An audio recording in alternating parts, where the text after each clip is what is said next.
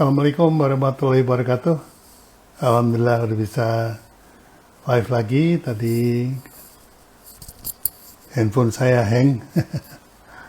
Ini Mas Kris sudah langsung join. Saya coba untuk invite. Oke, baik, sambil menunggu Mas Kris, kita ngomong-ngomong aja ya, ngobrol-ngobrol. Nanti kita lihat beliaunya udah masuk apa belum. Saya harus pantaunya di laptop karena kalau di HP tersundul sama teman dari bawahnya. Kebanyakan orang beranggapan bahwa bikin brand itu hanya untuk jualan. Ya. Dan ada dua jenis yang kita kenal ya. Yang paling kita kenal, yang pertama adalah brand untuk produk sama brand untuk personal.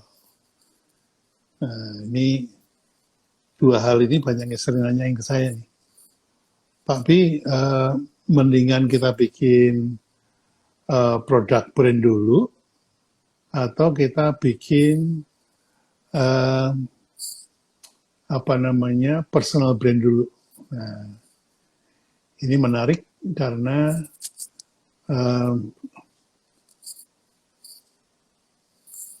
teman-teman suka rancu nih. Ya. Nah, kalau kita bikin perjelas, ya, maka yang namanya produk brand itu kebiasaan dari korporat.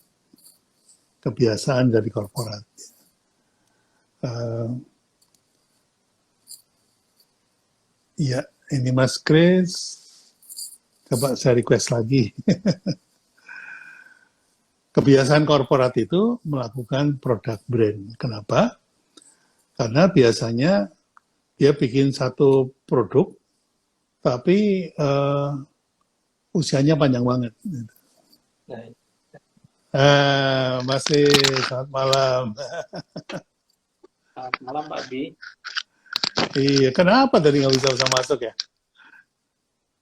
Halo, selamat malam Pak Bi. Assalamualaikum. Ya, waalaikumsalam. Tadi nggak bisa masuk, kenapa ya? Iya, ada gangguan sinyal kayaknya Pak Bi. Gara-gara gitu. banjir. Mohon maaf. Kena banjir ya Mas ya? Daerah sekitar Kemang, Jalan Bangka, Mampang, memang kemarin sempat tergenang, jadi beberapa saat aliran listrik sempat dipadamkan dan sinyal WiFi juga nggak stabil, gitu Pak. Mohon maaf jadi sangat terlambat. Nggak apa-apa, nih kita ngobrol-ngobrol aja nyantai tapi serius. Jadi ngobrolnya santai, kontennya yang serius. Ya. Seperti biasa kalau saya sama teman-teman kalau ngobrolnya santai tapi kontennya serius. Gitu. Sampai materinya serius ya Pak ya? Ya, betul.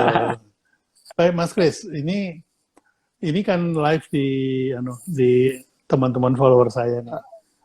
Mereka sudah kenal saya, tapi kan belum kenal Mas Kris. Jadi monggo silakan. Saya kasih waktu 5 menit, 10 menit untuk mengenalkan diri.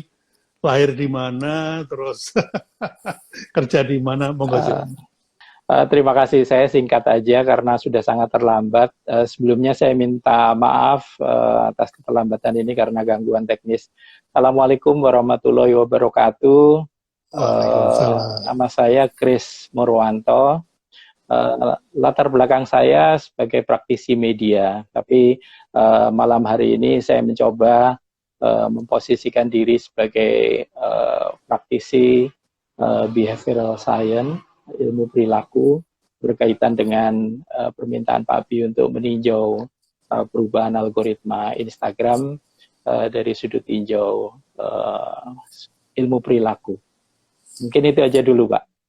Terima kasih. Baik. Nah, luar biasa nih. Ketemunya di situ. Teman-teman tadi ada yang nanya, ini algoritma Instagram sama brand itu ketemunya di mana? Gitu. Saya bilang kalau orang membangun brand itu, atau membangun bisnis lah ya secara umum, itu bisa dimulai dari dua start awal. Yang pertama, masalah konsumen yang bisa diselesaikan oleh produk kita. Yang kedua, perilaku konsumen yang bisa dipenuhi oleh produk kita. Nah, yang pertama ini nggak relevan dengan yang topik yang kita bicarakan. Tapi yang kedua ini relevan banget nih.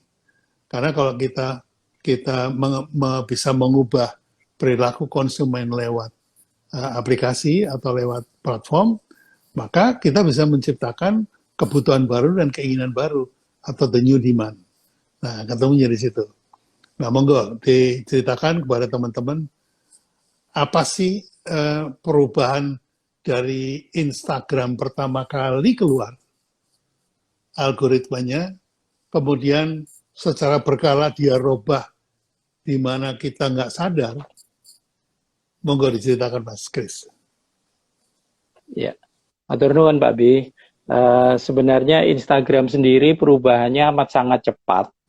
Sejak kelahirannya, dia sudah sangat sering mengubah algoritma, dan perubahan algoritma itu sendiri seperti yang tadi Pak Bi sampaikan memang sangat dilandasi oleh tren perubahan perilaku dari pengguna Instagram itu sendiri. Jadi seperti halnya platform sosial media yang kita kenal, apakah itu Facebook, apakah itu Twitter, termasuk juga Instagram, TikTok, dan lain sebagainya. Platform ini adalah platform untuk memperluas terjadinya percakapan sosial. Sehingga pemilik platform itu berkepentingan untuk selalu mengikuti tren perubahan dari perilaku penggunanya. Tujuannya apa? Untuk tetap bisa membuat platform mereka itu relevan. Dan ketika platform itu relevan, artinya harus ada kepastian bahwa konten yang disampaikan oleh penggunanya pun juga harus cocok antara si komunikator dengan komunikannya. Nah, ini penting buat tidak saja konten creator, tapi juga strategi marketing, karena tanpa relevansi tentu saja brand itu menjadi tidak ada respon yang didapat dari audiens. Seberapa berbeda algoritma Instagram saat ini, sebenarnya lebih dititik beratkan kepada relevansi dan engagement yang oleh Instagram diinginkan lebih optimal. Jadi kalau selama ini Instagram itu, mohon maaf, lebih banyak menampilkan foto selfie atau tampilan-tampilan yang sifatnya egosentris begitu. Nah, 2020 ke 2021 ini pengelola Instagram berharap konten yang ditampilkan oleh pengguna itu betul-betul relevan dengan yang dibutuhkan oleh pengguna yang lain. Dalam hal ini interaksi maupun engagement-nya dianggap lebih optimal. Mungkin ringkasnya begitu, Pak. Betul. Itu sangat relevan dengan tujuan, boleh saya katakan last resort ya, tujuan terakhir dari sebuah aktivitas branding. Karena branding itu tujuan akhirnya adalah bukan brand loyalty, tapi menciptakan evangelis. Di mana evangelis itu kalau dikumpulkan dia menjadi tribes yang membela kita. Nah, kalau mau membangun evangelis tidak bisa lagi dengan produk. Gitu. 4 produk dalam 4P itu sudah berubah banget di marketing 4.0 ini. Yang basicnya adalah 4E, Mas Kris. Itu produk sudah diganti dengan engagement. Jadi kalau di marketing 1.0 atau 4P, itu produk adalah produk. Tapi kalau kita mau menciptakan evangelis dari produk kita, maka kita nggak boleh bicara produk kita lagi. Kita harus bicara tentang engagement. Nah, ini mungkin yang dikejar oleh algoritmanya IG. Monggo, silakan. Betul, Pak Bi. Jadi kalau kita bisa rangkum keseluruhan dari perubahan algoritma yang saat ini diterapkan oleh Instagram, ada beberapa poin penting. Misalnya yang pertama itu adalah ini masih dalam konteks engagement tadi ya Pak ya. Yang pertama adalah interest. Jadi Instagram ini algoritmanya berkepentingan dengan apa yang menjadi minat dari pengguna. Semakin dia cocok minatnya antara yang dikirimkan pesannya oleh komunikan dengan komunikator, maka pesan itu akan muncul di feed dari pengguna. Terus kemudian selain berkaitan dengan minat atau interest, yang kedua adalah relationship. Dalam hal ini algoritma Instagram yang terbaru itu mengharapkan atau memprioritaskan postingan dari orang-orang yang oleh algoritma Instagram dianggap orang dekat, orang yang kita kenal, orang yang memiliki hubungan relationship yang tinggi, itu akan lebih diutamakan untuk tampil di feed kita. Nah, keseluruhan dari poin-poin mengenai interest dan relationship ini menunjukkan bahwa Instagram itu berkepentingan dengan sesuatu yang bisa mendorong terjadinya interaction, engagement, dan hal-hal yang menyebabkan terjadi hubungan komunikasi timbal balik antara komunikator dengan komunikan. Supaya itu bisa meningkatkan penggunaan dari Instagram itu sendiri. Karena Instagram berkepentingan untuk menjadi semacam platform yang bisa digunakan oleh audiensnya seoptimal mungkin. Karena itu dia berkepentingan dengan penggunaan yang lebih sering, frekuensi scrolling yang lebih sering, dan penggunanya dipastikan untuk mendapatkan konten yang memang dibutuhkan dan paling diminati, bisa tampil di halaman feed-nya dia. Demikian Pak Bi. Ya, memang kalau saya perhatikan ini rasa-rasanya hampir semua algoritma dari platform sosial media ini menuju kepada 4E itu Mas. Yang pertama adalah engagement, yang kedua educate, yang ketiga excite, yang keempat evangelist. Gitu. Yang ujung-ujungnya ke thrives juga gitu. Karena sekarang ini relate dengan saya punya postingan yang tadi yang bikin ribut itu, bahwa milenial tidak percaya brand itu. Itu sebetulnya betul, bikin rame itu Pak Bi. Ya itu sebetulnya kesalahan dari pemilik brand sih. Karena ketidakmampuan untuk merelate, menggunakan experience itu, experience dieksplorasi menjadi sebuah ikatan emosi yang tidak bisa lepas gitu ya. Itu kayaknya mereka nggak berhasil. Jadi kemudian orang lebih percaya pada orang gitu. Nah, jadi akibatnya apa? Fungsi brandnya luntur karena lebih percaya sama orang lain yang ada hubungannya sama produknya. Jadi apakah itu seleb ataukah itu expert gitu ya. Kalau Pak Bi bilangnya menurut Pak Bi gimana? Mau ikut Clubhouse apa enggak? Kalau saya bilang enggak, nah itu kemudian tribe saya akan nggak ikut. Nah ini yang tujuan akhir dari pembentukan brand sebenarnya. Tapi bukannya milenial nggak percaya sama brand, kepercayaannya pindah dari produk brand ke personal brand. Nah itu yang jawabannya tadi sebenarnya itu. Tapi dibikin rame dulu Mas. Nah, monggo mungkin bisa dijelaskan perubahan yang paling nyata, paling bisa dilihat di Instagram ini algoritmanya yang perlu kita perhatikan yang mana Mas? Ya, Mas Chris live dulu karena putus. Ya, menarik ini menarik sekali karena sebetulnya untuk orang setua saya nggak layak lah ngomong tentang inbound marketing ya, apalagi nanti dikaitkan dengan flywheel, karena yang lebih berat itu yang anak-anak muda ya. Oke, terlanjur kita bahas tentang eh, algoritma Instagram. Saya sendiri kurang menguasai secara teknis, tapi saya perhatikan algoritma dari hampir semua platform, ujung-ujungnya adalah pembentukan tribes. Apa itu tribes? Tribes itu adalah kelompok orang yang sudah melalui beberapa proses di dalam experience-nya ya. Jadi yang pertama dia sebagai konsumen ya. Sebagai konsumen, oke, saya coba invite lagi. Sebagai konsumen dia membeli sekali. Ya. Jadi ini teman-teman, nah akhirnya masuk ini Mas Kris. Siap Pak Bi, sudah join lagi Pak. Ya, oke.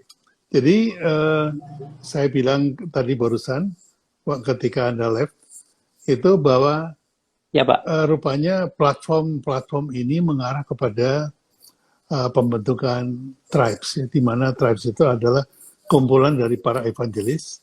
Evangelis ini adalah para pembela terhadap brand kita, dan itu oleh para platform yang pemilik platform ini hanya bisa dicapai kalau produknya berbentuk engagement. Nah, oleh karena itu algoritma IG yang terakhir ini menurut Pak Mas Kris mengarah kepada mempererat engagement. Jadi mempertemukan interest antara yang bikin konten sama yang merespons. Sehingga kalau tadinya like itu penting, sekarang lebih penting komen. Nah, monggo silakan Mas Kris. Maaf tadi agak keputus-putus Pak ya, tapi saya akan coba masuk saja ke apa konteksnya, seperti tadi disampaikan Pak Bi bahwa ada semacam ketidakpercayaan kepada brand dan beralih kepada manusianya. Karena kecenderungan dari makin banyaknya penggunaan bots atau mesin artificial intelligence, seringkali yang kita anggap sebagai pengguna, user, itu ternyata adalah mesin, Pak. Akibatnya, yang kita anggap berkomunikasi dengan sesama manusia, ternyata kita itu berkomunikasi dengan mesin. Dan ini oleh algoritma diwaspadai terus dengan dia berganti-ganti algoritma, karena dia ingin yang terjadi itu adalah interaksi manusia dengan manusia. Dan itu mereka pastikan dengan cara selalu mengubah algoritma yang mengatur personalisasi dari kontennya sebagai untuk mempermudah gambaran. Algoritma ini paling tidak mempengaruhi 3 hal, Pak Bi, terkait dengan engagement, terkait dengan brand tadi itu. 3 hal yang saya maksud adalah bahwa algoritma ini mempengaruhi tidak saja konten apa yang muncul di feed kita, tetapi juga algoritma ini memilihkan dengan siapa kita terhubung. Jadi dengan siapa kita dianjurkan dalam tanda kutip ya, direkomendasikan oleh mesin untuk terhubung, itu sangat dipengaruhi oleh bagaimana algoritma ini mengenali Pak Bi dekat dengan siapa. Pak Bi direkomendasikan untuk memfollow siapa. Dan itu kemudian juga mempengaruhi konten apa yang dianggap lebih prioritas untuk ditampilkan di feed pengguna Instagram. Dan itulah yang kemudian amat sangat menjadi concern kita sebagai praktisi perilaku, karena semakin perilaku pengguna itu oleh algoritma dianggap bukan mewakili manusia, maka postingan yang kita kirimkan atau yang kita buat itu tidak akan dibantu oleh algoritma untuk muncul dan bisa dibaca oleh pengguna yang lain. Nah, semakin kita bisa berinteraksi sebagai manusia, yang dalam hal ini sifat manusia itu senang ngobrol, kalau ada pertanyaan kita menjawab, kalau ada posting kita memberikan komentar, itu oleh algoritma akan diterjemahkan sebagai, oh ini interaksi, komunikasi, engagement yang terjadi antara manusia dengan manusia. Dan semakin minat antara pihak yang berkomunikasi ini memenuhi kriteria algoritma, maka konten itulah yang dianggap perlu diprioritaskan oleh algoritma untuk selalu muncul di feed kita. Sehingga amat sangat penting memang untuk memastikan tidak saja postingan kita itu harus relevan dengan apa yang dibutuhkan oleh audiens, tapi juga yang kita posting itu harus bernuansa bahwa kita yang memposting ini adalah manusia. Semakin itu gagal kita penuhi, semakin algoritma curiga bahwa yang memposting ini bukan manusia, maka algoritma tidak akan membantu posting kita itu untuk muncul sebagai satu konten yang direkomendasikan untuk bisa terekspos dan bisa dibaca oleh pengguna yang lain. Kira-kira begitu. Ya. Jadi kalau misalnya kita saling follow kan, Mas? Saya follow Mas Kris, Mas Kris follow saya. Kalau konten yang saya bikin itu tidak sesuai dengan interestnya Mas Kris selama ini yang dibaca oleh algoritma, berarti nggak akan muncul di feed. Betul, betul, Pak. Jadi tidak semua yang kita posting itu serta-merta akan muncul di halaman feed dari orang yang betul. Tidak selalu, Pak. Itu terbukti dari seberapa sering, itu terbukti dari berkaitan dengan seberapa sering user ini membuka Instagram.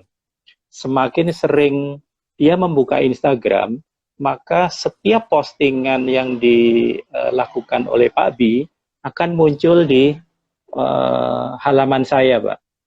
Semakin saya jarang membuka Instagram saya, maka postingan Pak Bi yang saya terima itu tidak menjadi urut lagi, Pak. Padahal Pak Bi misalnya dalam satu hari memposting misalnya 6 postingan misalnya, katakanlah begitu ya Pak Bi. Karena saya jarang membuka Instagram misalnya, maka saya tidak menerima utuh 6 postingan Pak Bi.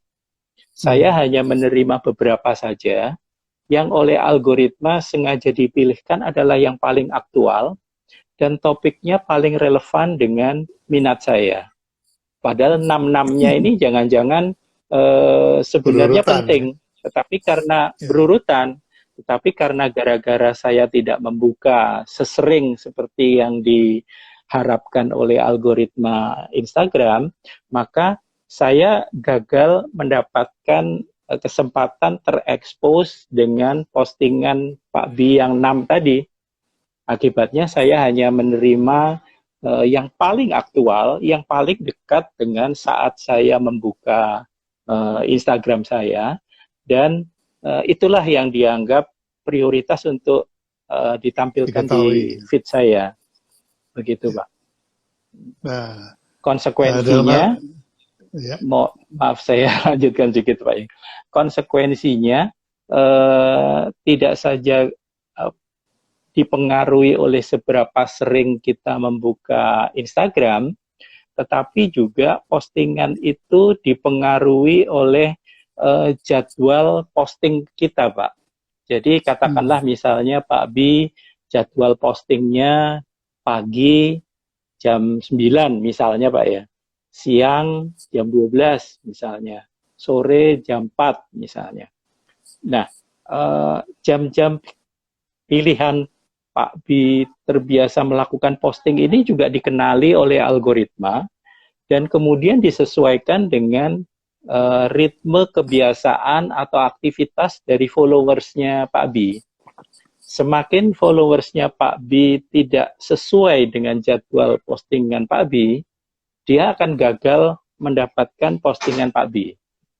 Begitu Pak B. Jadi kalau dirangkum dari keseluruhan yang tadi saya jelaskan, perilaku kita itu akan sangat mempengaruhi posting apa yang muncul di halaman feed kita. Semakin kita jarang membuka Instagram, kita akan rugi karena kita tidak bisa mendapatkan keseluruhan postingan Pak B, padahal itu sebenarnya relevan dengan kepentingan saya. Yang paling jadi mau nggak mau dipaksa untuk kan selalu buka ya. Betul, dan kita hanya dipilihkan sesuai dengan jadwal kita membuka. Padahal jadwal saya membuka belum tentu sesuai dengan jadwal postingan Pak B. Ya betul. Jadi kalau memang ya silakan Pak B. Kalau sebelumnya itu saya bisa membuat jam tayang sendiri. Artinya ketika misalnya saya bersaing dengan Mas Kris, topiknya selalu sama. Mas Kris saya catat kalau posting itu jam 12, jam 3, jam 6, sama jam 9 malam. Nah, saya hindarin posting di jam itu supaya nggak tabrakan sama Mas Kris. Jadi saya bikin algoritma sendiri gitu. Sebelumnya masih bisa seperti itu. Nampaknya sekarang mau tidak mau mesti disiplin melihat jam bukanya atau apa istilahnya, prime time-nya dari follower saya. Ya. Jadi prime time follower saya itu jam 9 malam mulai turun, tapi jam 6 sampai 9 itu tinggi. Nah, jadi kalau saya posting di situ, kemungkinan untuk dibaca oleh follower saya makin banyak. Kira-kira seperti itu ya Pak? Betul. Pak, nah, trik. Iya, silakan Pak B. Ya, untuk menyikapi ini, temuan dari Pak Kris bagaimana?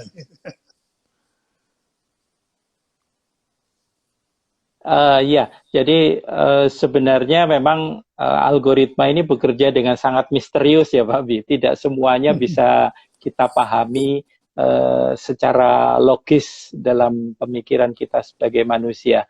Tapi ada beberapa trik yang kita bisa gunakan untuk mencegah itu selisipan gitu antara jam memposting dengan kepada siapa kita berharap postingan kita itu terekspos. Itu supaya klop itu ada trik sederhana sebenarnya Pak B. Jadi caranya misalnya yang sederhana adalah pada saat memposting kita men-tag nama yang bersangkutan. Jadi misalnya Pak B memposting dan berharap itu terpapar kepada saya, jam berapapun saya membuka postingan saya, maka dengan Pak B men-tag nama saya, maka jam berapapun itu dibuka, itu tetap akan oleh mesin dipampangkan, Pak. Itu beberapa trik sederhana. Terus yang lain juga misalnya seberapa sering kita merespon postingan, seberapa sering kita mengirim direct message, terus seberapa sering kita menyebutkan nama itu dalam postingan kita, itu oleh algoritma juga diterjemahkan sebagai bentuk kedekatan dan prioritas untuk memilihkan konten yang dibuat oleh nama-nama itu agar tetap muncul di feed kita, walaupun secara ritme penggunaan Instagram, jam berapa kita membuka, jam berapa kita beristirahat, itu nggak cocok satu sama lain, tapi tetap bisa dioptimalkan, istilahnya begitu. Iya, iya. Baik. Pantesan saya sekarang jarang terima. Nah, yang kemudian tetap jadi concern kita adalah bagaimana agar tidak saja postingan itu relevan, dan poin yang saya ingin sampaikan masih berkaitan dengan bagaimana kita menyesuaikan dengan kemauan dari algoritma Instagram yang terbaru adalah tidak saja terjadi interaction, tapi juga memastikan bahwa kita selalu memposting yang memiliki kualitas, bukan hanya sekedar mengejar kuantitas atau jumlah.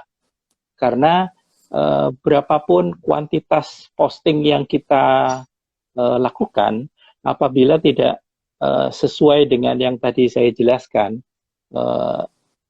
jadwal membuka atau mengaktifkan Instagram, terus kemudian jadwal berkaitan dengan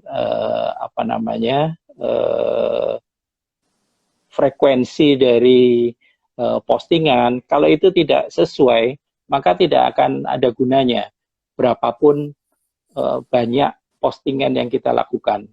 Akan berbeda kalau yang kita lakukan itu lebih berorientasi kepada hal yang sifatnya berkualitas dan sesuai dengan minat. Itu akan lebih optimal, membantu algoritma memastikan postingan itu bisa sampai kepada sasaran yang kita tuju. Sebagai strategic marketer, sebagai content creator, sesungguhnya itulah yang harus kita kejar. Bukan kuantitasnya, tapi kualitasnya. Bahwa terjadi perbedaan membuka Instagramnya jam berapa, kita mempostingnya jam berapa, itu bisa kita reduksi miss-nya. Kita bisa reduksi ketidakcocokannya dengan memastikan relevan, berkualitas, dan kita tujukan kepada siapa. Itu bisa lebih dimension. Iya. Itu, Pak. Ya, memang semakin rumit ya. Kalau kita ini kan kebiasaannya kan broadcast gitu kan. Ya udah, namanya broadcast ya nanti mau dibaca sekarang, dibaca ntar sore, itu masih bisa gitu. Tapi kalau kita di antara di posting sama dibaca itu ada postingan baru lagi, itu bisa hilang tuh yang postingan sebelumnya. Betul, Ya, betul, Pak. paham. Itu yang betul, Pak. Itu yang oleh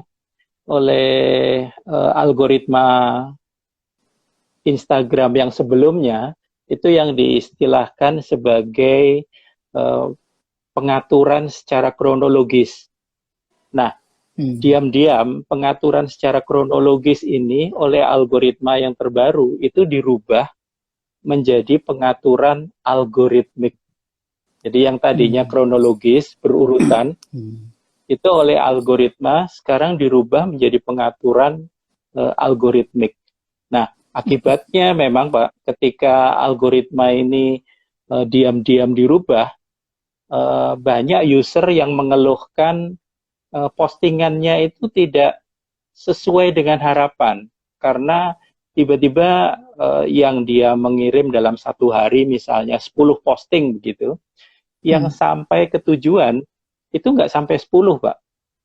Karena tidak kronologis. Karena dirubah oleh algoritma menjadi algoritmik gitu. Walaupun dia mengirimkan 10 postingan, yang muncul di tempat tujuan itu cuma 4 atau cuma 6 gitu.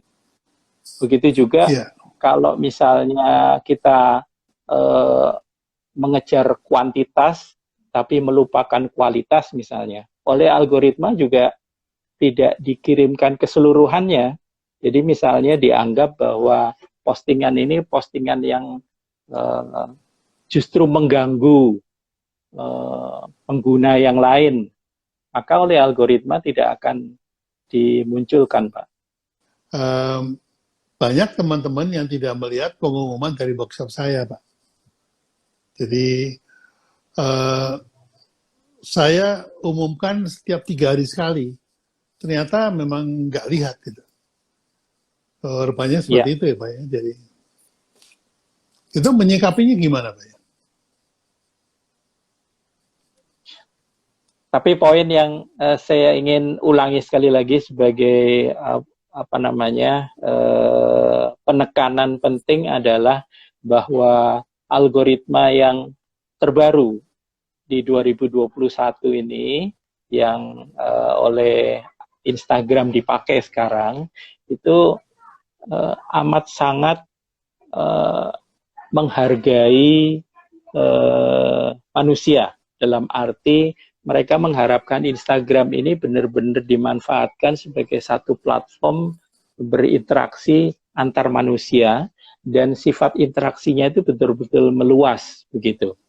Tetapi pada sisi yang lain, yang tadi Pak Bi sampaikan, kalau dulu kita mengenal komunikasi yang sifatnya broadcast begitu, meluas yang saya maksud di sini tidak serta-merta meluas dalam arti bisa dilihat oleh semua orang gitu.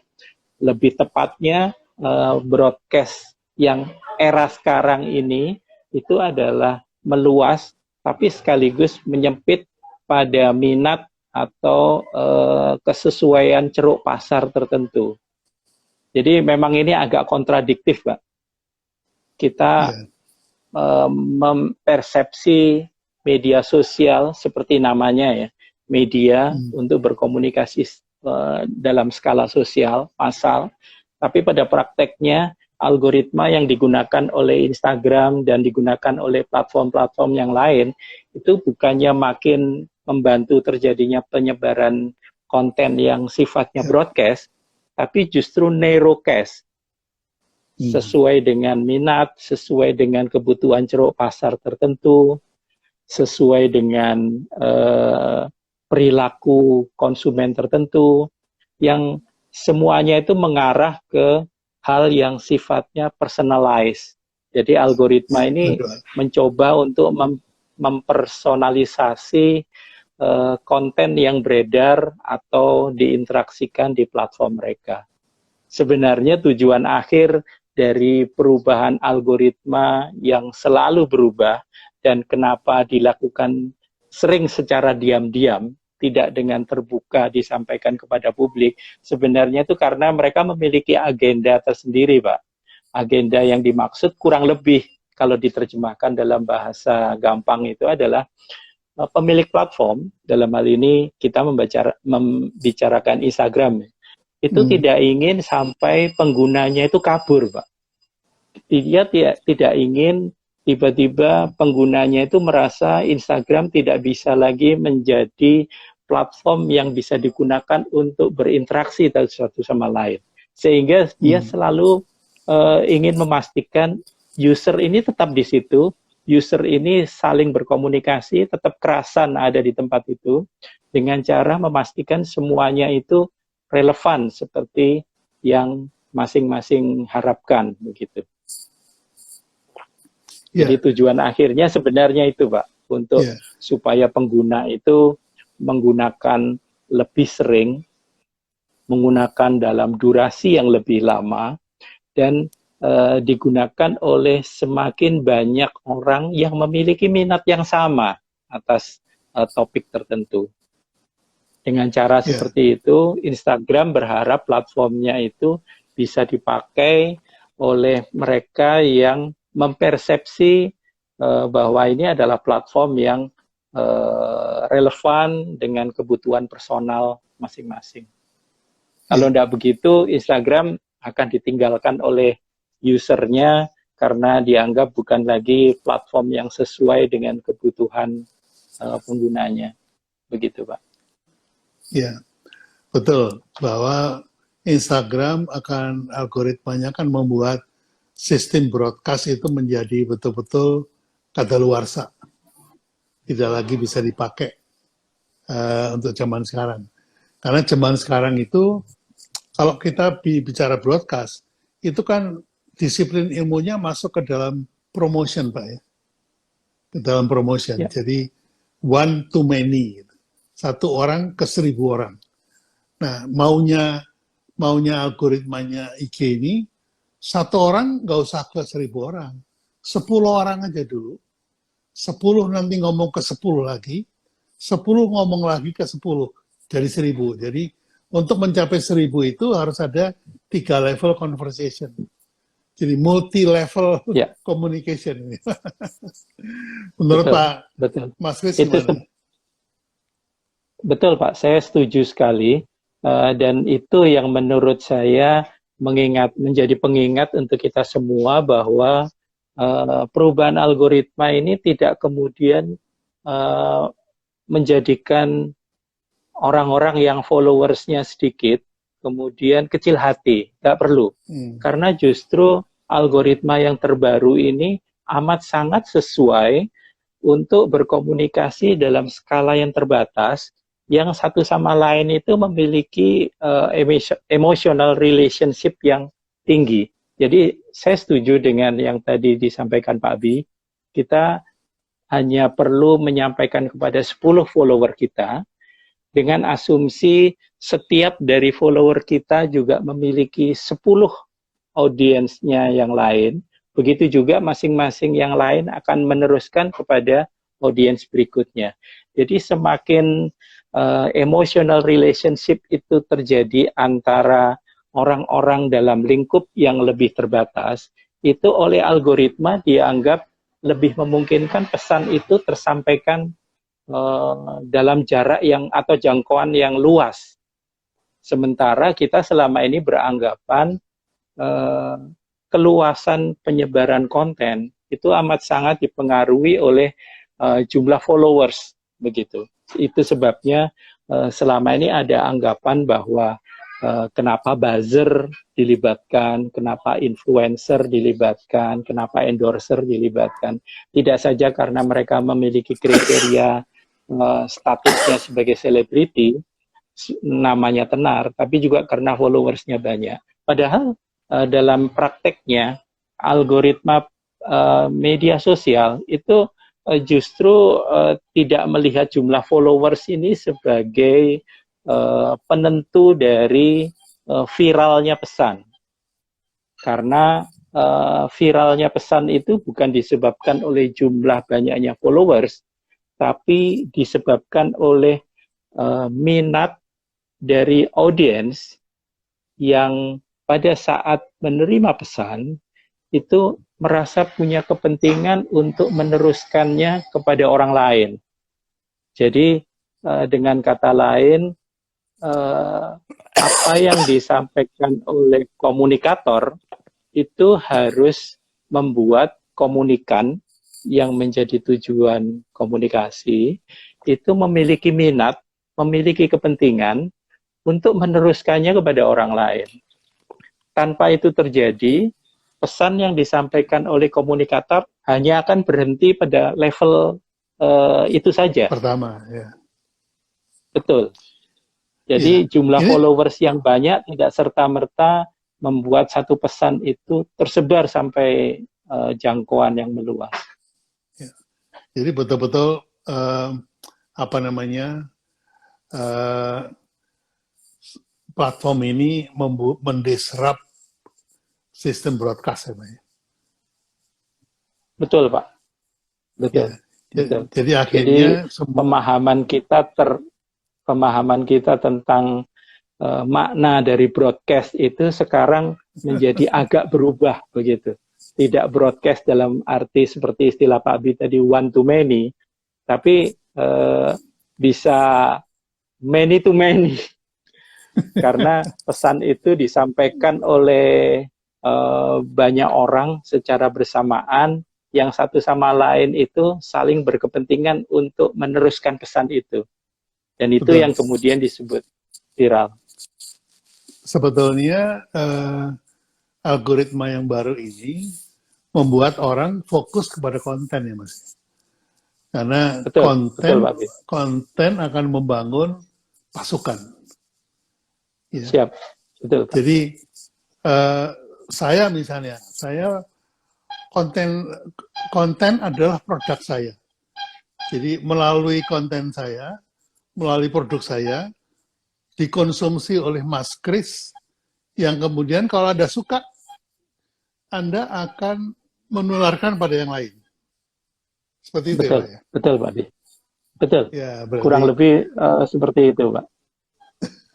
Itu sebabnya seperti yang Pak Abi tadi ingatkan, minat, relevansi itu menjadi amat sangat penting di era yang sekarang ketika algoritma berubah ini, karena eh, broadcast, kalau kita menggunakan istilah broadcast, itu tersalurkan dengan cara yang berbeda sekarang ini.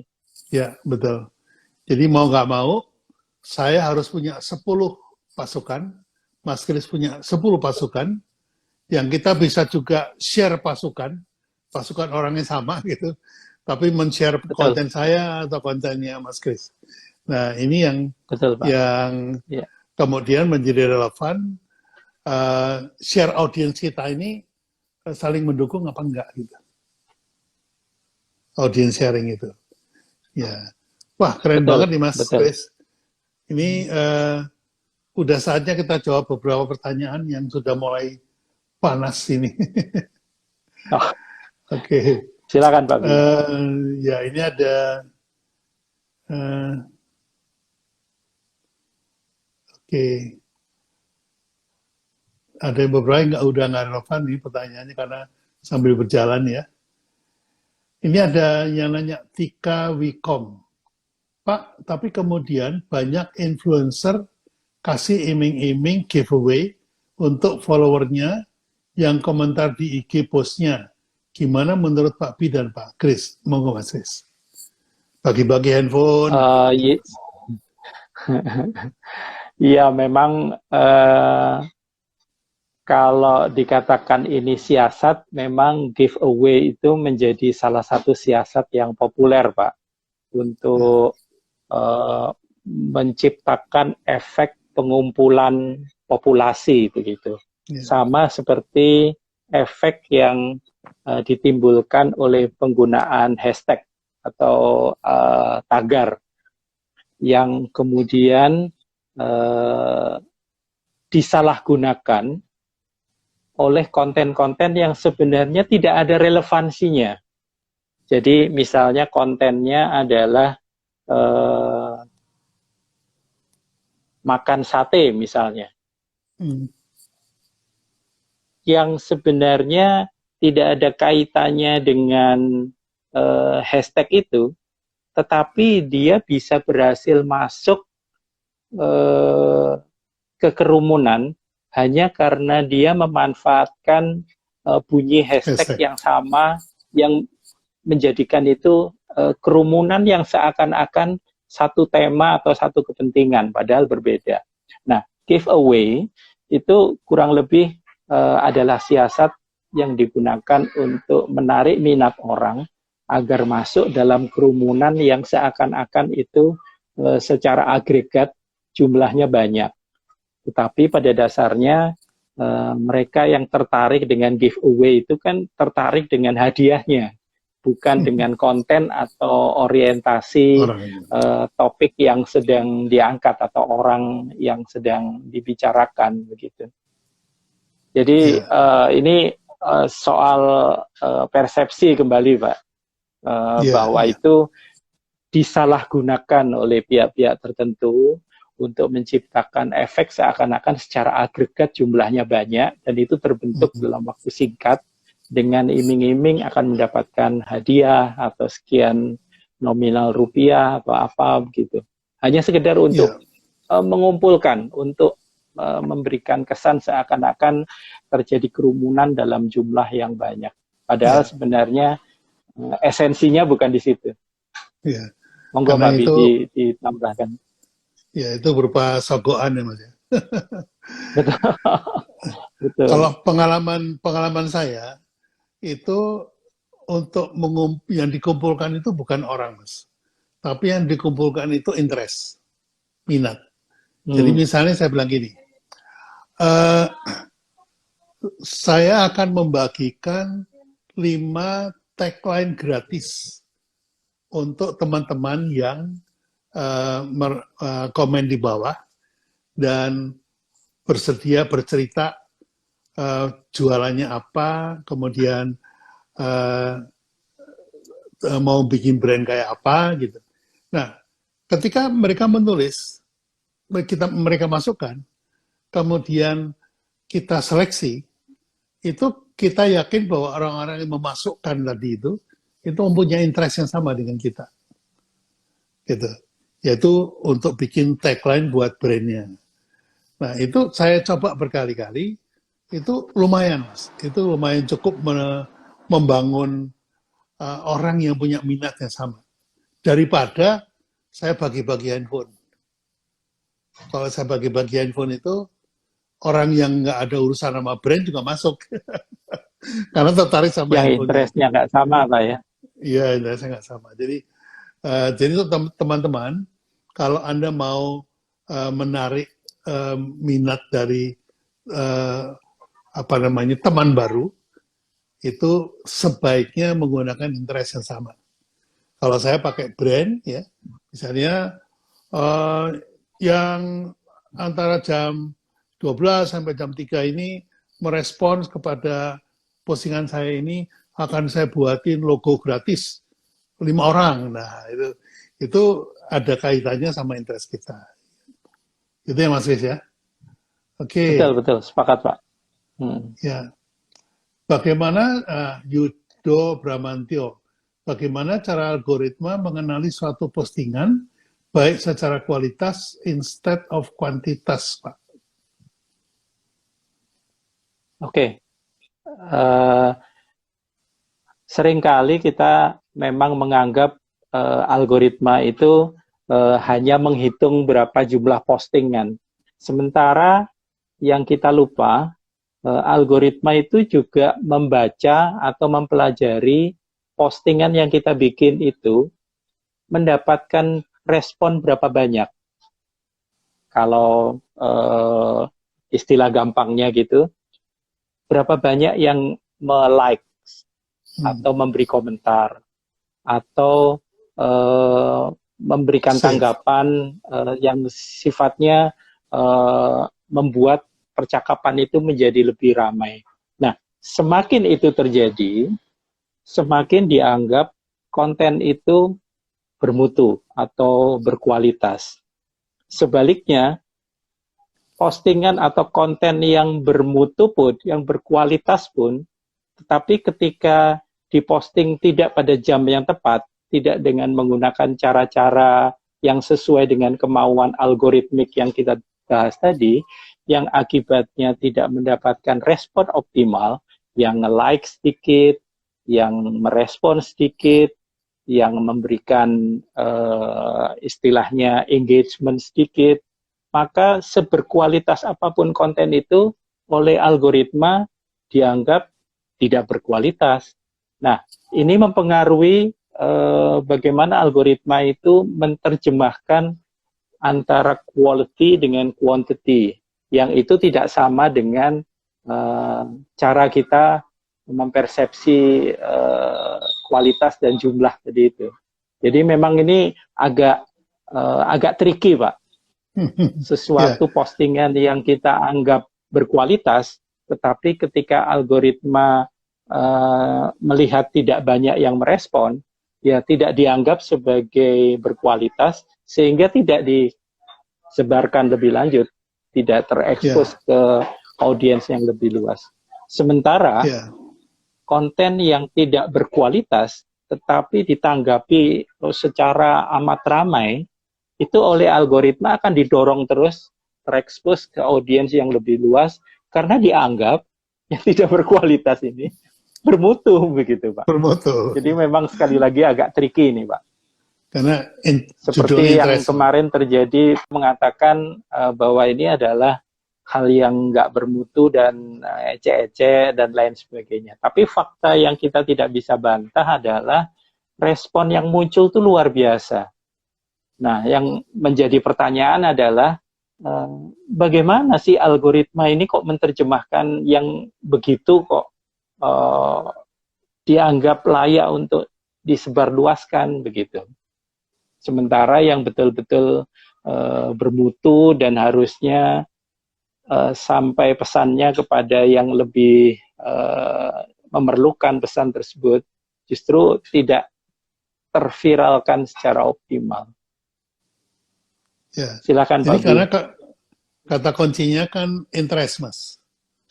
Interest Betul. itu mau nggak bermutu, asal membangkitkan interest, itu dianggap bermutu sama algoritma. Betul. Nah, Betul. di sini Betul. teman-teman, di sini keahlian copywriting sangat dibutuhkan. Ya terutama Betul, Pak Bi. membuat headline.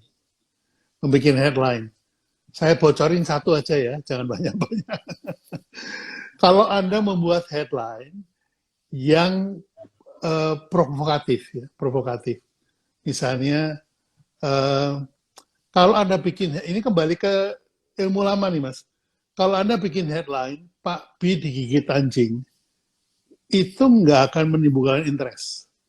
Tapi kalau bikin berita judulnya Pak B menggigit anjing, itu menimbulkan respons, meskipun tidak bermutu. Ya, jadi teman-teman harus tahu nih. Jadi kalau menimbulkan kontradiktif ya. Kalau saya dulu istilahnya gini Mas Chris, selama saya berkarir itu headline saya itu selalu menggunakan sistem paradoks.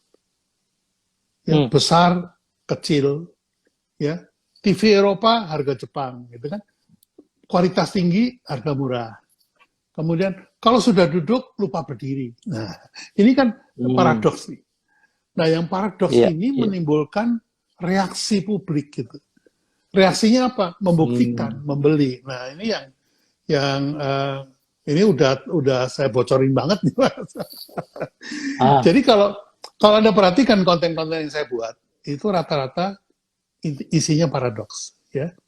Misalnya headline-nya bunyi begini. Buat saya yang paling penting di dalam kehidupan itu adalah gigi dan jamban. Orang pasti mikir gigi sama jamban. Lah iyalah kalau makan itu kan harus pakai gigi. Jadi dokter gigi itu harus. Tapi jangan lupa ujungnya itu jamban. Jadi kan itu membangun paradoks yang memancing orang untuk bereaksi kan Mas. Nah, betul. Lagi-lagi kembali ke copywriting. Saya lagi mikir-mikir karena algoritma Google yang berubah ini, mungkin saya bikin workshop copywriting lagi nih. Biasanya 6 bulan sekali. Kayaknya perlu Pak, kayaknya. Perlu ya.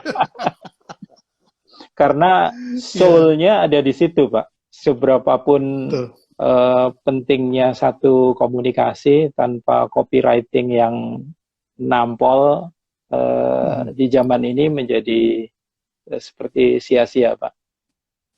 Ya, yang saya perhatikan nih Mas, saya kan sering repost Mas, karena ketidakmampuan saya untuk mungkin sudah mulai lambat ya menciptakan konten-konten, jadi saya repost punyanya Mas Chris, sering banget tuh saya repost, saya kasih headline gitu. Nah headline ini saya buat yang nampol gitu.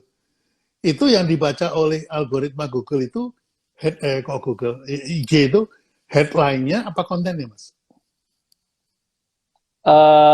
Bisa dua-duanya Pak, bisa dua-duanya karena respon itu tetap dibacanya memang dari atas dulu ke bawah, tetapi pada saat sebelum direpost oleh Pak B, konten aslinya sendiri sudah mendapatkan berapa banyak respon, itu juga mempengaruhi Pak B.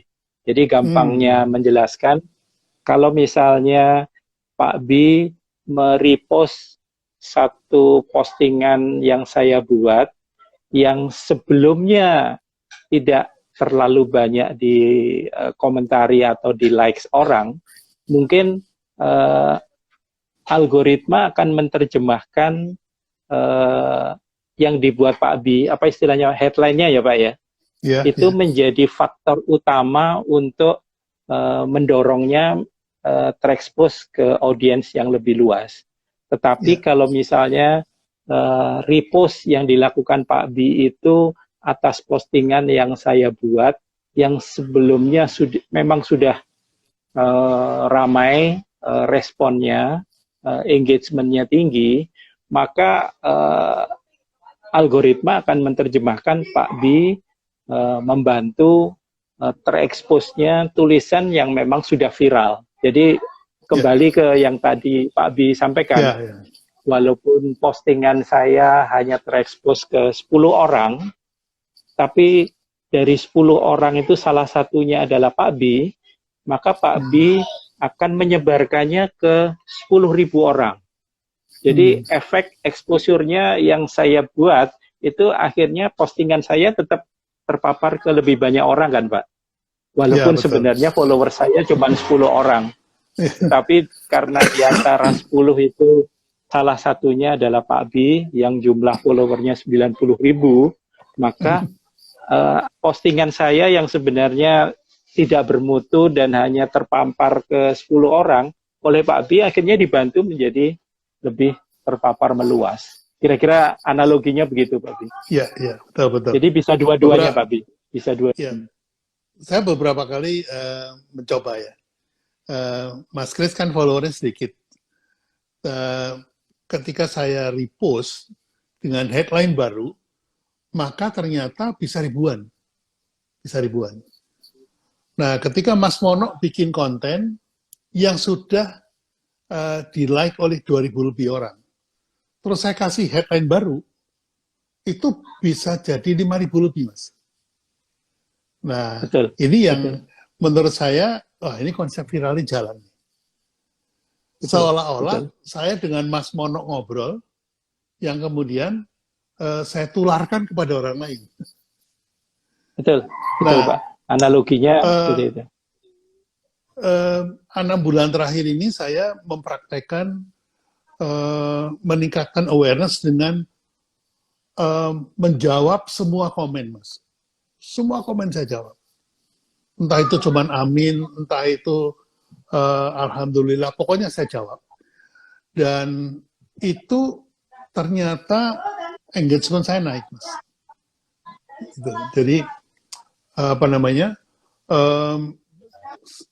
bulan ini, kalau saya di komen, saya jawab. Di komen lagi, saya jawab lagi. Komen lagi, saya jawab lagi.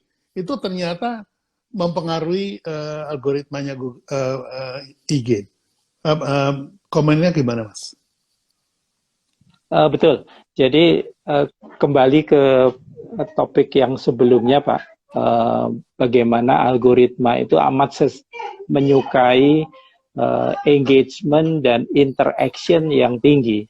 Jadi yang dilakukan Pak B dengan selalu memberikan tanggapan dan ketika muncul tanggapan baru kemudian ditanggapi lagi, itu oleh algoritma, oleh mesin itu dianggap sebagai wah ini seru nih percakapannya nih, gitu. Engagementnya tinggi nih, sehingga terus kemudian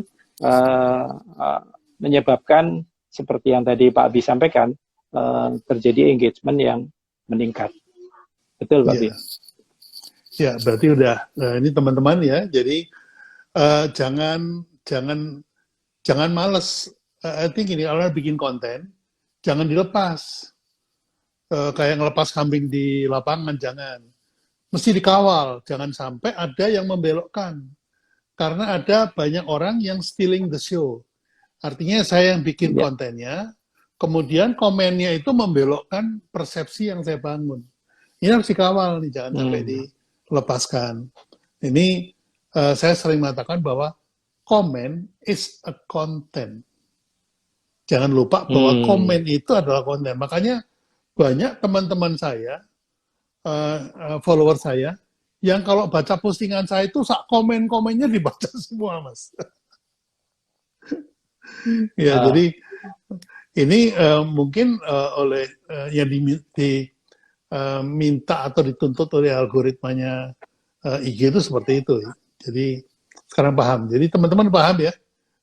Ini apa penjelasan Mas Kris ini luar biasa. Ini nggak boleh cuma sekali nih Mas Kris. Saya harus berulang kali nih kita live untuk semakin membuat teman-teman makin fasih menghadapi algoritmanya IG. Ini tanpa terasa sudah jam 9. Memang tadi ada beberapa gangguan. Jadi boleh mas saya kita tambah 15 menit lagi ya, supaya Siapa? Monggo. yang tadi ngelek-ngelek itu Iya, biar ketutup. monggo Pak. Oke. Nah, ini ada dari Sukma Atmoko. Kalau saya perhatikan, akun luar negeri yang muncul di Explore, kebanyakan adalah postingan lampau seperti 3 hari yang lalu, ataupun lebih. Itu penyebabnya apa ya, Pak? Monggo, Mas Kris. Memang terjadi apa ya, boleh dibilang satu pemahaman yang berbeda antara konten yang berasal dari kita, yang dibuat oleh audiens kita, dengan audiens atau postingan yang berasal dari audiens luar. Seringkali tanpa bermaksud untuk merendahkan ya Pak ya, konten kita itu sifatnya taktikal Pak. Jadi yang ramai hari ini ditanggapi hari ini, besok ketika isunya bergeser ditanggapi berbeda lagi, besok berbeda lagi, berbeda lagi. Sementara konten yang dibuat oleh audiens luar, apalagi itu misalnya dari sumber yang terpercaya, itu sifatnya lebih lama, lebih awet begitu. Sehingga walaupun dalam waktu 3 hari pun responnya tetap tinggi, dan akibat responnya tetap tinggi, tetap menjadi pembicaraan, maka oleh algoritma tetap didorong untuk selalu muncul di halaman feed kita. Sementara postingan yang kita buat atau audiens Indonesia buat itu relevan hanya kita dibicarakan hari ini saja. Besok sudah ganti lagi, yang ramai udah beda lagi. 3 hari lagi udah beda lagi, begitu. Jadi ini soal persepsi dan bagaimana menyiasati logika algoritma. Kembali ke soal itu, Pak. Jadi menurut saya ini tinggal bagaimana kita berstrategi untuk membuat satu topik itu bisa usianya lama. Jadi nggak rame cuman hari ini, tapi tetap dibicarakan sampai 3 hari ke depan seperti yang tadi dicontohkan muncul di Explore tadi itu. Ya. Kira-kira baik. Makasih. Berikutnya adalah Naslia Hijab. Di IG yang muncul di top post saya tentang berita gibah. Dan saya nggak suka. Makanya jarang buka IG. Paling saya berkunjung langsung ke akun yang saya mau tahu. Misalnya ke akunnya Pak B. Monggo ditanggapi, Mas. Kembali lagi, saya khawatir tanpa disadari yang menanyakan Mbak atau Mas ya Pak ya? Mbak kelihatannya nih. Mbak ya. Tanpa disadari Mbak yang bertanya ini tadi melakukan interaksi atau aktivitas yang oleh algoritma diterjemahkan sebagai minat tertentu. Katakanlah sebenarnya Mbak ini punya minat ke konten berkualitas yang berasal dari Pak B, dan karena itu berkepentingan untuk mengikuti Pak B. Tapi pada saat yang bersamaan, jangan-jangan tanpa disadari, Mbak ini mengirim direct message ke seseorang yang itu identik dengan postingan gibah. Atau Mbak ini jangan-jangan tanpa sadar merespon quiz atau merespon polling atau merespon pertanyaan yang berasal dari pengguna yang oleh algoritma diidentikan sebagai pembuat atau yang mengirimkan postingan gibah, sehingga postingan-postingan gibah itu tetap muncul disebabkan karena pembuatnya itu secara langsung atau tidak langsung, disadari atau tidak, itu terhubung ke Mbaknya ini secara interaksi, secara aktivitas. Walaupun sebenarnya secara keminatan, berminatnya kepada konten yang bermutu yang dibuat oleh Pak B. Ini dugaan ya, karena melihatnya harus tetap kasus per kasus. Tetapi yang terjadi seringkali begitu. Seperti ini analogi jawabannya kurang lebih seperti ini, Pak. Seringkali tanpa kita sadari di saat kita membuka browser itu muncul iklan yang kita nggak sukai, misalnya konten porno kah, atau konten yang ecek-ecek kah, atau konten yang menurut kita sampah, seperti itu. Dan kita mengeluh, kok konten seperti itu atau iklan seperti itu yang muncul pada saat kita membuka browser. Nah, tanpa kita sadari, sebenarnya kitalah yang memberi informasi, kitalah yang memberitahu algoritma bahwa saya suka tuh, dalam tanda kutip ya, suka dengan hal-hal itu. Apakah karena ngeklik, apakah karena memang tidak sengaja membuka atau memberikan respon atau apa. Tetapi yang jelas oleh algoritma semua kecenderungan perilaku itu dicatat, direkam. Dan itulah yang menghasilkan output, oh orang ini berminat atau memiliki kepentingan terhadap konten tertentu. Nah, saya menduga, ini hanya dugaan ya, mudah-mudahan salah. Konten gibah itu muncul disebabkan secara histori ada kesejarahan yang oleh algoritma dicatat, Mbak ini pernah menjawab atau merespon atau memberikan tanggapan atas yang dilakukan oleh sumber-sumber gibah itu tadi. Misalnya ada giveaway, ikut. Misalnya ada polling, ikut memberikan pendapat. Atau ikut dalam tanya jawab, pada saat ada komentar, ikut memberikan komentar, kayak gitu-gitu. Itu dugaan saya, Pak. Maki-maki juga bisa ya, Pak? Bisa, Pak. Bisa.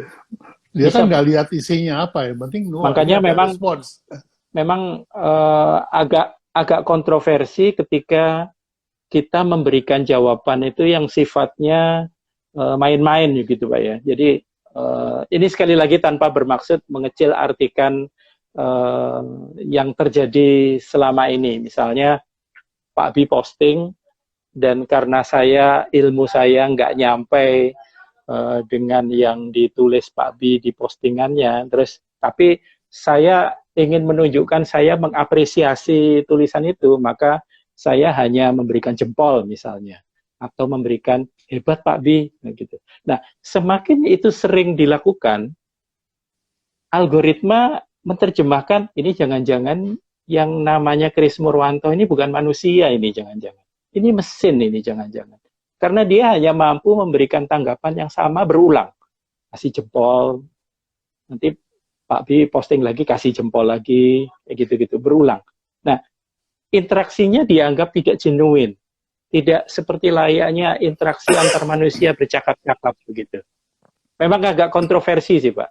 Tetapi hal-hal yang sederhana dan kita anggap remeh ini, oleh algoritma tetap diterjemahkan menjadi satu kesimpulan tertentu yang dalam konteks yang ditanyakan oleh Mbak tadi, akhirnya menjurus ke postingannya yang muncul itu bernuansa gibah, kayak gitu. Mudah-mudahan menjawab, Pak. Mudah-mudahan. Ya, sangat jelas sekali, Mas. Matur nuwun. Saya juga ikut belajar nih, Mas. Oke. Ini Tika Wcom. Apakah berarti brand harus targeting micro-influencer jugakah mengingat kedekatan emosional dengan followernya? Betul. Saya menyarankan seperti itu. Ini sekali lagi tidak bermaksud untuk mengecil artikan mereka yang followersnya sedikit. Tetapi seperti yang tadi oleh Pak Bi diingatkan, lebih dari segalanya, apakah itu relevansi, apakah itu mutu, gitu. Yang lebih harus dipertimbangkan ke depan oleh brand owner atau oleh content creator adalah interest. Nah, interest ini tidak hanya berasal dari influencer atau buzzer yang followersnya banyak. Dia bisa saja muncul interest itu dari lingkupnya friends yang cuman 10 orang, yang cuman jumlahnya terbatas, tetapi interestnya sama, punya emotional relationship yang sama, sehingga walaupun 10 orang, tetapi memiliki kepentingan untuk meneruskan pesan itu menjadi teramplifikasi lebih meluas. Nah, ketika 10 orang ini mengamplifikasi pesan yang saya buat, dan 10 orang ini salah satunya kemudian postingannya dibaca oleh Pak B yang followernya 90.000, berarti saya beruntung, Pak. Jadi saya menggunakan influencer yang cuma 10 orang, atau istilah penanya tadi micro influencer. Betul. Tetapi yang mikro ini ternyata ada individu yang memiliki audiens, dalam hal ini Pak B, salah satunya, yang efek penyebarannya itu meluas.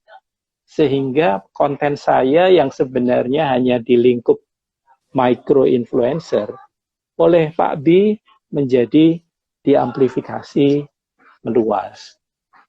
Jadi betul, micro influencer itu menjadi amat sangat penting sekarang ini, bukan hanya sekedar yang followersnya banyak atau yang jumlah interaksi dengan friends-nya meluas begitu. Sekali lagi saya menggarisbawahi istilah Pak B tadi, interest, karena belum tentu dari 1000 follower kita itu memiliki interest yang sama walaupun sama-sama mengfollow kita. Mungkin dari 1000 yang memiliki interest pada topik tertentu hanya 10. Jadi apa salahnya kita menyesuaikan dengan 10 itu. Nah, 10 inilah yang nanti kita harapkan, kita nggak bisa memaksa ya. Dari 10 ini kita mengharapkan melanjutkannya, mengamplifikasi, sehingga terjadi penyebaran yang secara tidak langsung menyebabkan pesan itu menjadi meluas. Begitu. Yeah. Nah, ini akan menjadi topik berikutnya, Mas. Yaitu ya, Pak, bagaimana kita bisa menjadi influencer untuk mikro influencer kita, mikro kita, teman-teman kita. Karena kalau kita mau jadi influencer, kita harus membangun trust. Nah, bagaimana algoritma ini kita bisa manfaatkan untuk membangun trust agar supaya konten kita itu kemudian diviralkan oleh orang lain. Nah, kebetulan Mas Kris itu saya follow Mas Kris dan saya suka dengan kontennya Mas Kris, interestnya sama, kemudian saya repost. Karena saya juga authority, saya punya trust yang tinggi buat follower saya, kemudian direspons. Nah, ini meskipun konten ini bukan konten saya, tapi pertanyaannya kemudian ditujukannya pada saya, dan saya terpaksa menjawab. Nah, itu yang kemudian saya mengakali algoritma Google bahwa konten yang bikin Mas Kris, tapi engagement-nya dapat saya. Komen, Mas. Betul, Pak. Saya setuju dengan itu. Jadi ada satu, sebenarnya ini rumus lama sebenarnya. Rumus lama dalam arti bahwa itu dipublish udah sekian tahun yang lalu begitu. Jauh sebelum kita ramai dengan istilah influencer, buzzer, dan lain sebagainya. Rumus yang saya maksud itu adalah influencing power, daya mempengaruhi.